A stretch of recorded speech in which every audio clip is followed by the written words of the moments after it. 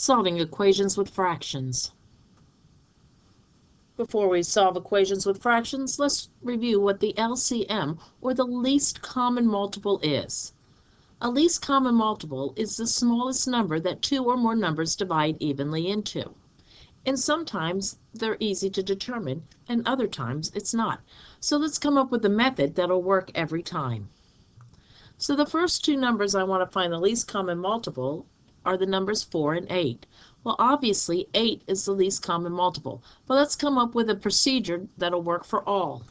So we have 4 and 8. 4 is the smallest number. Does 4 divide evenly into 8? It does. So that makes 8 the least common multiple. All right. The next example, the numbers 2 and 3. Well, obviously, the least common multiple, we know by multiplying those together, is 6. But let's try our procedure here. The smallest number is 2. Does 2 divide evenly into 3? No. So let's start listing the multiples of 3 until we have one that 2 divides into. So we go 3, 6. So 6 is the least common multiple. 6 and 8. Now, if we multiply those together, that's 48. Is 48 the least common multiple? Let's try our procedure. 6 is the smallest number. Does 6 divide evenly into 8? No. So let's start listing the multiples of 8. 8, 16, 24.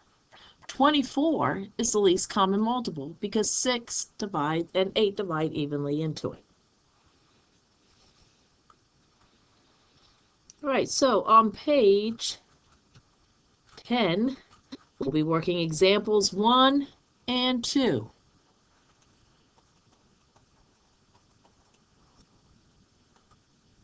Example 1, 2/3 x equals 12. There are different ways to solve this, but let's go ahead with the procedure of eliminating the denominator. We have 3 in the denominator, so we're going to multiply each term by 3. So 3 times 2 divided by 3 is 2, so 2x equals 3 times 12, 36. So x equals 18.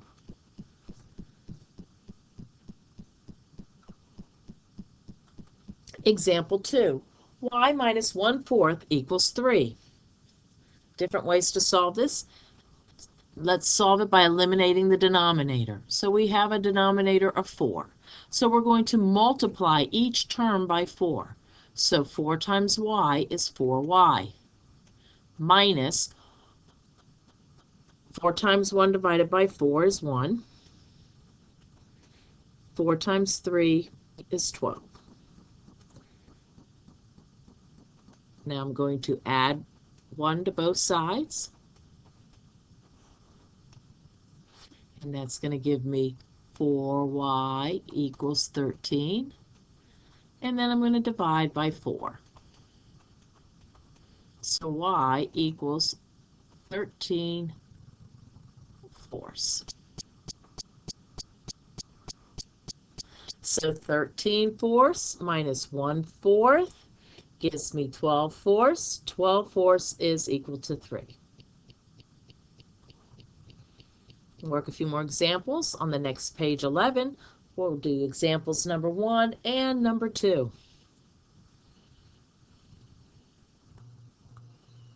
4/5 plus x equals 1/3. So we have the denominators 5 and 3. The least common multiple is 15. So we're going to multiply each term. We have 1, 2, 3 terms, all by 15. So 15 times 4 divided by 5 is really 3 times 4, which is 12. Plus 15x is equal to 15 divided by 3, which is 5. Minus 12 on both sides. 15x equals negative 7. And then divide by 15. X equals negative 7/15.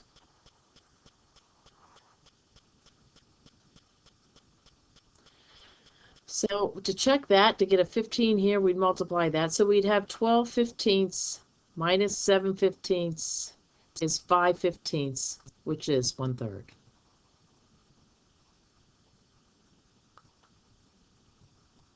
Let's try number 2.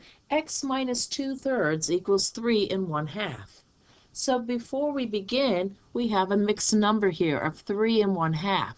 So let's rewrite the equation with an improper fraction. So x minus 2/3 is equal to 3 times 2 is 6 plus 1 is 7, which is 7/2. Now we've rewritten the equation and we have two denominators, one of 3 and one is 2. We know easily that the least common multiple is 6, so we're going to multiply each term, all three terms, by 6, which will result in 6x minus 6 times 2, which is 12, divided by 3, which is 4, equal to 6 times 7 divided by 2, or really 3 times 7, which is 21.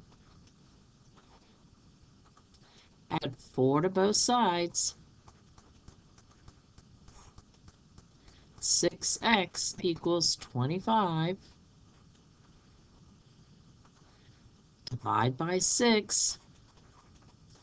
X equals 25/6. So let's check. 25/6 minus, to get this to have a denominator of 6, we multiply everything by 2. 4/6, which is equal to 21/6, which is equal to, divide each by 3, 7/2. So it checks.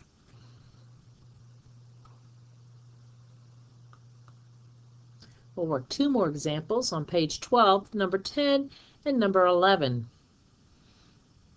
Number 10 and 11 are ratios that are equal to each other, or what we call proportions. There's different ways to solve it, but generally speaking, when you have a proportion, we cross multiply. So let's try number 10. 4 times a negative 7 is a negative 28, is equal to 14x. Oops, 14x. When I divide by 14, that results as negative 2x.